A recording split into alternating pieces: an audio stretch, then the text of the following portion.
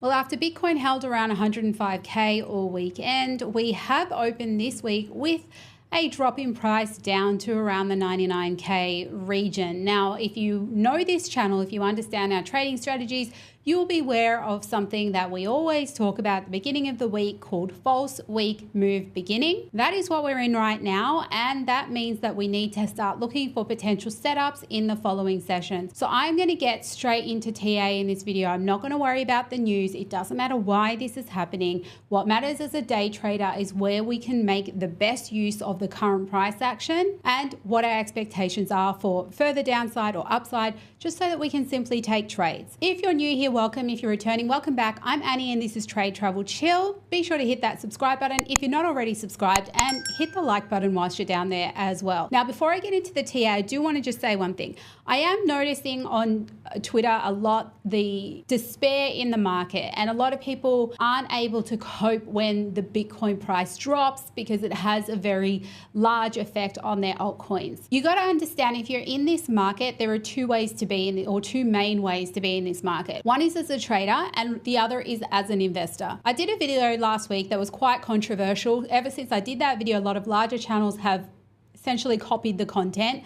But in that video, I spoke about the potential for there to not be an alt season like we have seen before. Not saying there won't be an alt season, but how I think this alt season might end up being a little bit different. If you haven't watched that, I'll try to remember to link it somewhere, but it is worth checking out. But there's one thing I want to say that kind of is in addition to what I said in that video, because in that video, the main message that I wanted you guys to take away from it was that it's time to start thinking how you're going to play the cycle according to your skill. And I know my skill is in trading. I am better off trading this cycle as opposed to trying to just buy things spot and hope that they moon by the end, because that is why it's happened every cycle. Now, that comes back to what I'm saying on Twitter.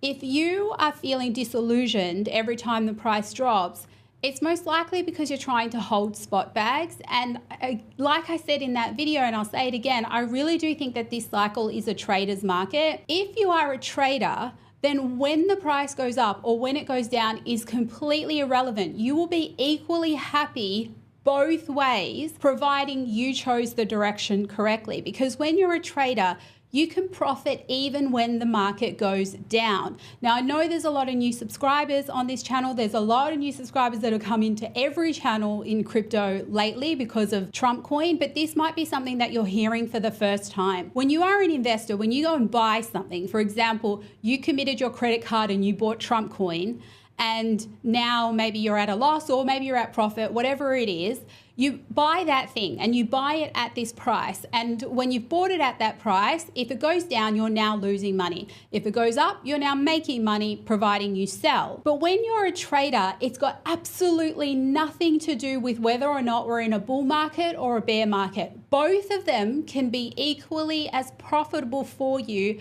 as the other. That's the thing. I get excited for a bear market because the moves to the downside tend to be much, much larger, which allows me to get much bigger profits. But the parabolic phase of the bull market is just the same. My only job as a trader is to pick the direction correctly and then get involved and then know where to take profit. So know this, if you're new to crypto, as a trader, you can make money no matter what direction the market is going in. And therefore, you don't have to become a bag holder. You don't have to feel horrible when the price is going down. You could be just as happy as long as you're in the trade, and you can make money throughout the entire 4-year crypto cycle. You can't do that as an investor. As an investor, you have to buy when the price is low, at its lowest point in the right part of the cycle, which you get basically a 1-year period to do that. And then you have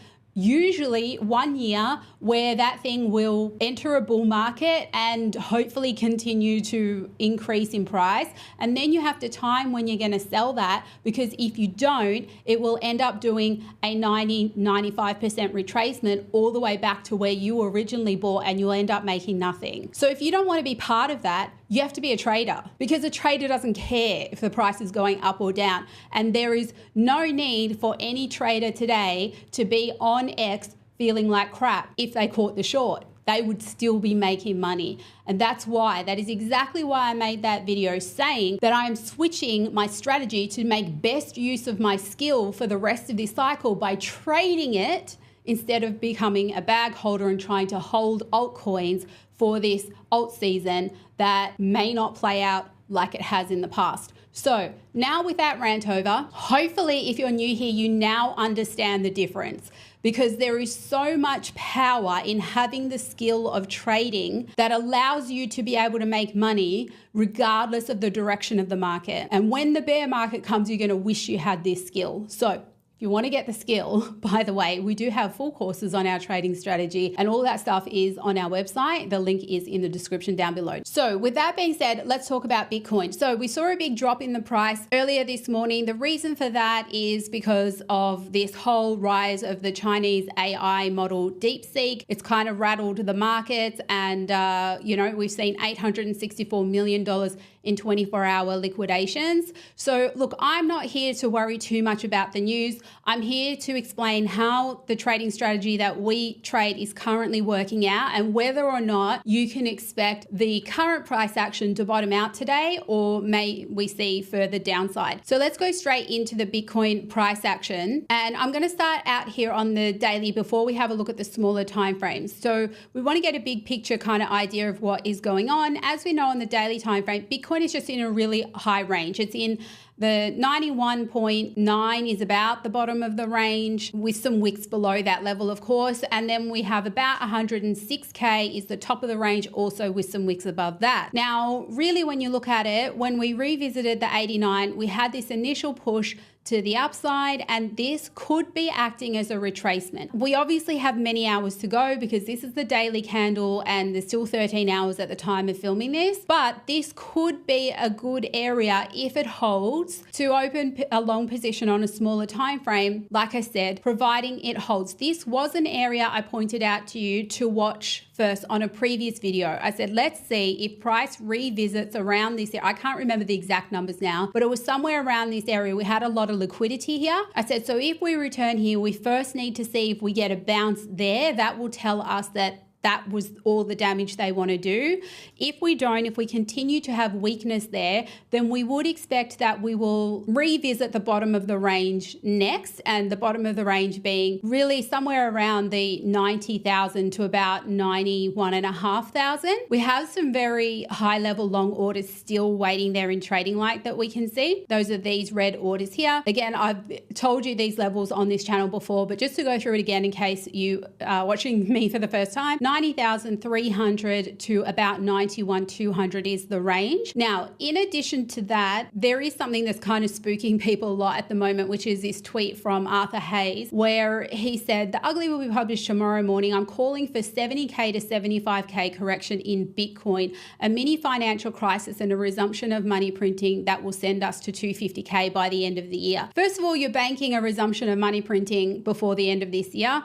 Whether or not that is actually possible is just another debate, but I'll get into that in another video. The point being, I want to focus on his targets of 70 to 75K. It's pretty similar to my potential target as well on the macro, providing we don't hold this level first. So, well, actually, providing we don't hold 50% where we are right now, then if we break that here, then if we break that potentially in the 70s where we have these large buy orders, but that's at 78K. So I'm a little bit higher than his tweet, but it's still in the 70s region. And what that could look like on the daily time frame would be, first of all, that this level doesn't hold. Now, we won't know that until tomorrow, till the new daily candle opens. But if this level doesn't hold, then we could be in a correction that kind of does something like this, revisits the bottom of the range, we form a lower high, and then we start coming down here. And that would be the final wipeout. Considering at this point here where price is right now, the sentiment in the market and people just really being over it and their altcoins bleeding so badly and they're really feeling pain already,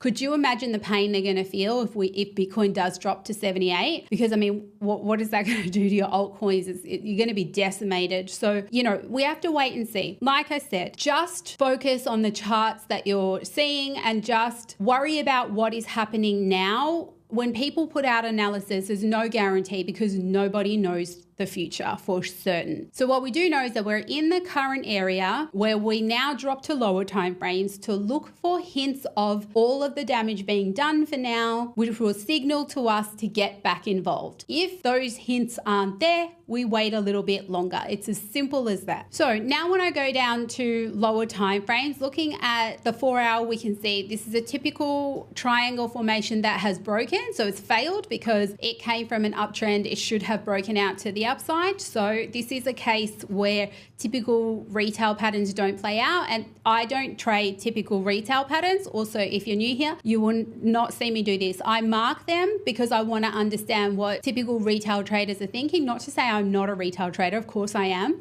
However, I don't trade what is known as retail patterns, which is things like triangles, flags, etc. I draw them out just to help me understand what the masses will be thinking, because most people who learn to trade learn this very basic type of formations. I trade something called the TBD system, which is made up of a number of different Forex strategies that are based on understanding where the large money is moving the markets. Large money is the market makers. So I focus on things like this, where the vector candle is, my colored green candle, and price revisiting that. So again, price has revisited that now on the 4 hour time frame. That signals to me that this is somewhere where I could be looking at today's session changeovers for a potential bounce. If I get it, I get involved. If I don't, I wait a little bit longer. So now that I know that, I can go down to the 1 hour time frame, and the 1 hour time frame looked like it had a potential to create a reversal, because this here is called a stopping volume candle, and it's when you have a high spike in volume that you can see right here, and it stops the momentum to the downside and you get a very large wick at the bottom. So that candle qualifies as a stopping volume candle for now, and also created the initial low of today. However, the follow through after that candle is what's really important. So this candle traps traders initially. We want to see if they remain trapped. We are under the low of the week. This happened at the end of the Asia session down here. So if we were going to trap people, we want to see UK move out to the upside now to keep those traders trapped. And what we can do is go down even further to dissect what is happening in the UK session. So UK's job is to run a trend. And right now it sort of looks like we're having a session behavioral shift, because Asia's job is to consolidate, and Asia today actually ran the trend to the downside. So far UK looks like it's consolidating. So that makes it difficult to trade when the behaviors of each session shift. But what you want to be keeping an eye on at the end of the day is that the trap traders remain trapped. If they remain trapped throughout the rest of UK and into US, one of these two sessions we would expect that we will start to have an attempted recovery. And that is where you might take a short-term long position. However, if these traders in these candles right here get released, there's more downside to come today. And that's literally all you need to be watching for. Whether it happens in UK or happens in US is kind of irrelevant. But if this bleed is to stop for today, we won't see these trapped traders released. That's all you need to watch for. Now, before I move on, I just want to make a mention of one of our channel sponsors. This is Bitfinex Exchange. It's one of the exchanges that I trade on personally. As a day trader, I love this exchange because I can execute my trades really fast, which is what you need to do when you're a day trader. You need to be able to think fast and act fast. And this exchange allows me to do that. On Bitfinex, you can trade spot. You can also trade futures. It's a non-KYC exchange, so you should be able to sign up no matter where you are in the world. They have tons and tons of assets for you to be able to trade. So if you use the link in the description of this video to create your Bitfinex account, you will get access to a 20% trading fee rebate for life. And that definitely adds up over time. So you definitely want to be using that link. And that applies to almost any coin as well. When we look at ETH on the daily time frame, it's the same thing. So this is higher time frame analysis where I'm showing you the retail pattern. Through here is where I drew this idea, and now price is coming down. So it could be possible that ETH is creating this part of the idea, the second side, that might create either a double bottom or a higher low. So if that's what we're waiting to have confirmed on the higher time frame, then again, that means you get to go down to lower time frames. Now on Twitter, whenever I post trading setups for lower time frames, people are like, oh, you're so crazy, that's how you get burnt. Don't you understand that when you are trading, if you learn to trade smaller time frames, you have the best chance of making money? And you know why? It is one very simple answer that every trader forgets, because they say that smaller time frames are too choppy. Too choppy means